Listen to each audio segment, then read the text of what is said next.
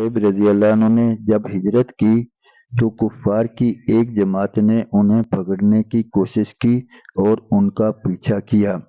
انہوں نے اپنا ترکش سنبھالا جس میں تیر تھے اور ان لوگوں سے کہا، دیکھو تمہیں معلوم ہے کہ میں تم سب سے زیادہ تیر انداز ہوں، اتنے ایک بھی تیر میرے پاس باقی رہے گا تم لوگ مجھ تک نہیں آ سکو گے، اور جب ایک بھی تیر نہ رہے گا تو میں اپنی تلوار سے مقابلہ کروں گا یہاں تک کہ تلوار بھی میرے ہاتھ میں نہ رہے، اس کے بعد جو تم سے ہو سکے کرنا۔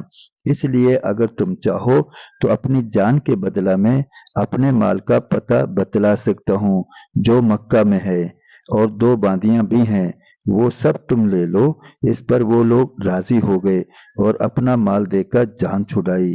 اسی بارہ میں آیت پاک نازل ہوئی جس کا ترجمہ ہے، بعض لوگ ایسے ہیں جو اللہ رب العزت کی رضا کے واسطے اپنی جان کو خرید لیتے ہیں، اور اللہ تعالی جل شانہ بندوں پر مہربان ہیں۔ نبی مکرم صلی اللہ علیہ وآلہ وسلم اس وقت قبا میں تشریف فرما تھے۔ صورت دیکھ کر ارشاد فرمایا کہ نفع کی تجارت کی۔